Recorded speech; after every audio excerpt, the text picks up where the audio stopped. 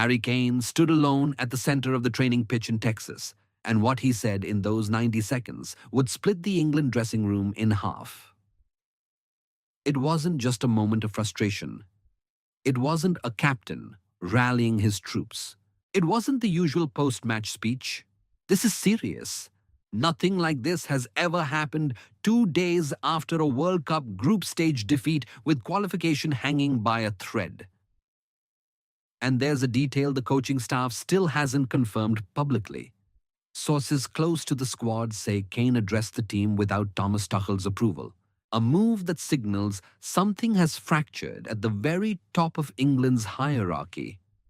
The worst hasn't even come to light yet.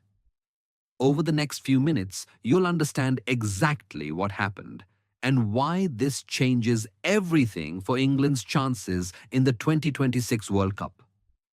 But first, you need to understand what led to this moment. When a team loses 2-1 to Ghana at Sophie Stadium in Los Angeles in a World Cup opener, it's not just a bad result. It's a seismic crack in the foundation. England was supposed to dismantle them. Instead, the entire tournament narrative shifted in 90 minutes. And the behind the scenes of this is far worse than what played out on the pitch, because the real explosion came afterward, when Paul Merson went on air. It all started with Merson's broadcast, hours after the final whistle. The former Arsenal midfielder didn't hold back. According to information circulating through the squad's hotel within minutes, Merson described Harry Kane's performance as a masterclass in going through the motions. Those exact words. Not lazy, not off form, but going through the motions. Language that carries the weight of an accusation. Merson reportedly questioned whether Kane's status as captain had become untouchable in Tuchel's system, suggesting that England's attacking creativity was being strangled by an over-reliance on a striker who, according to sources close to the analysts' circle, hadn't scored in open play in 4 qualifying games. That's when the clip started trending in the WhatsApp groups.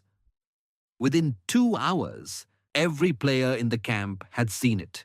The tension had been building for weeks before Ghana. Kane's relationship with the squad had frayed during the qualifying campaign when his scoring rate dropped against mid-tier opponents. Privately, some senior players had questioned whether his leadership actually translated to direction on the pitch. Jude Bellingham, at 23, had emerged as England's creative fulcrum, his profile now arguably exceeding Kane's in global football. Declan Rice and Kobbie Mainoo had become the architects of England's midfield. Even Bukayo Saka, who shared the dressing room with Kane for years, began to shift his body language in team videos. Subtle, but there. Reece James and Mark Guehi, the defensive spine, seemed increasingly focused on containing situations rather than building from the back. The problem wasn't Kane the person. The problem was that the system had grown around protecting Kane's ego rather than maximizing the team's offensive threat. Merson's comments didn't create that fissure. They exposed it. And that's where it gets even more serious, because Kane didn't respond publicly. Instead, 2 days later at the training base, he did something unprecedented. Players emerged from the tunnel for a session, and there was Kane standing alone at the center of the pitch. Witnesses reportedly described the moment as completely silent. His words, according to sources in the camp, focused not on defending his own record, but on the fragility of a team that crumbles the moment criticism lands. He spoke about unity, about resilience, about the media trying to destroy them from the inside. But here's the thing. Tuchel was present, and Tuchel did not intervene. He let Kane speak. Then Kane walked off the pitch, and players dispersed to drill stations without a huddle, without a rallying cry, just silence. That silence meant everything. Now hold on, because this is where the real division becomes clear. On one side, Kane's allies in the squad argue he remains the only captain with the tactical discipline to organize England's press and link play with Bellingham. They point out that stripping him of the armband mid-tournament would send chaos through the dressing room. Ivan Toney's hunger is undeniable, they say. But Toney spent time in suspension and has had to rebuild his career. Kane won the Premier League with Tottenham's culture. He has 63 goals in 102 appearances for England.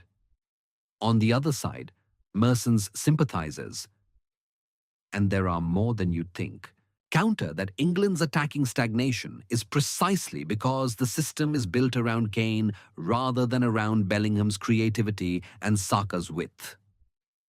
They argue that Toney's 5 goals in his last 6 club matches at Brentford offer a fresher, hungrier option.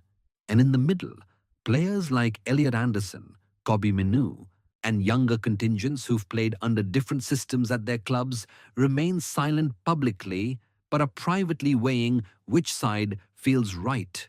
The coaching staff has said nothing publicly, but reports suggest they're anxious about the perception that Tuchel is losing control. The FA has issued no statement but is in constant contact with the manager, calculating the PR cost of either scenario. Fans on social media have fractured completely. Some defend Kane's 8 years of service and recall his Bayern Munich experience as proof of resilience under pressure. Others demand fresh blood and point to Toney's consistency at Brentford. The press is in a feeding frenzy. Former players are split, some citing Kane's international pedigree, others arguing that the Bundesliga is not the Premier League under World Cup pressure. And there's a detail almost nobody noticed. A screenshot allegedly showing one senior player messaging another asking, "Is this it for the old guard?" That message hasn't been published officially, but sources claim it circulated within the squad within hours of Merson's broadcast. It signals something deeper. A generational shift happening in real time, with younger players questioning the hierarchy itself. Now, Thomas Tuchel is caught between 2 impossible decisions. If he keeps Kane as captain and England draws or loses the next match in 5 days, the pressure for removal becomes irresistible. And the narrative becomes that Tuchel blinks under pressure. But if he drops Kane now, even to the bench, the story becomes that he's lost the dressing room, that senior leadership is fragmented, that a manager taken on to deliver the World Cup is making panic decisions. The second group match is coming fast. Qualification scenarios tighten immediately. The FIFA window for emergency squad replacements closes after the group stage, which means any injury or personnel crisis now is permanent. And there's a rumor circulating that a medical report on Kane's fitness exists, allegedly showing an ankle issue being managed rather than healed. But that detail hasn't surfaced publicly yet. If it does, everything changes. This is a team at a crossroads. Harry Kane addressed 22 men in Texas and told them that criticism will destroy you if you let it. The problem is, the criticism has already landed, and you can feel the weight of it in every choice Tuchel makes from here. And look, this is far from over. This is the information going around so far. Over the next few hours, new details should drip out, and they could turn this whole story upside down. Over to you. Should Tuchel drop Harry Kane to inject urgency into England's attack? Or would removing the captain destabilize a group already fractured by Ghana's shock victory? Write it down below.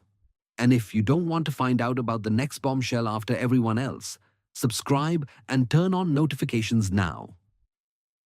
Because when this fully blows up, you'll want to be the first to know, not the last.